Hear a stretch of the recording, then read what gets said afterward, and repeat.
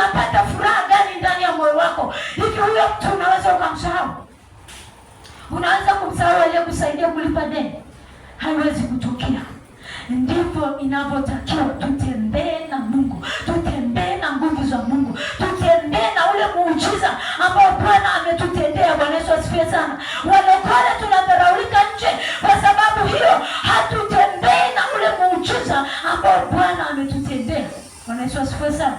Bwana Yesu asifiwe sana. Nani anajua huko nje kama wewe uliponywa hapa kanisani?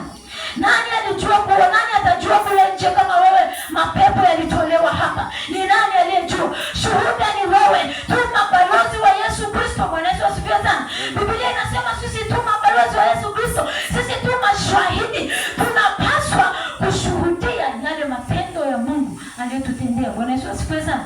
Bwana Yesu asifiwe sana. Ukiishia muujiza wako, ukiishia ndani, kule nje hawatakuelewa. Bwana Yesu asifiwe sana.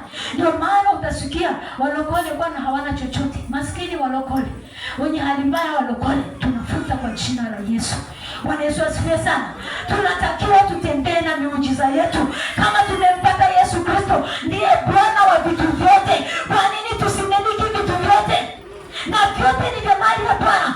Anasema fedha, dhahabu, vyote ni mali yangu. Vyote ni mali ya Bwana. Kwa tuna uwezo wa kumiliki fedha na dhahabu. Tatizo ni mimi na wewe. Hatutaki kutembea na Mungu. Hatutaki kutembea na miujiza tuliyopata mahali hapa. Bwana Yesu asifiwe sana. Bwana Yesu asifiwe sana. Bwana Yesu atusaidie kanisa. Sasa unawezaje kutembea na muujiza? Ama unawezaje kutembea na Mungu? Mwingine anaweza kujiuliza maswali mengi. Je, ule Mungu ni kama ule mkoba? Unaweza ukaubeba namna hii, ukasema ninaye Mungu, unatembea na mkoba, unasema ninaye Mungu. Maana wapo watu ambao wanatembea na mafuta, anasema ninaye Mungu, anatembea na maji, anasema ninaye Mungu. Je, na sisi tushike mikoba tutembee hivyo? Bwana Yesu asifiwe sana.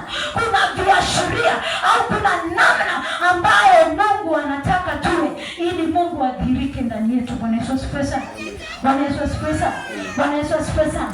Basi kuna njia ambazo unaweza ukatembea na Mungu. Unaweza ukasonga mbele katika ule muujiza uliopata.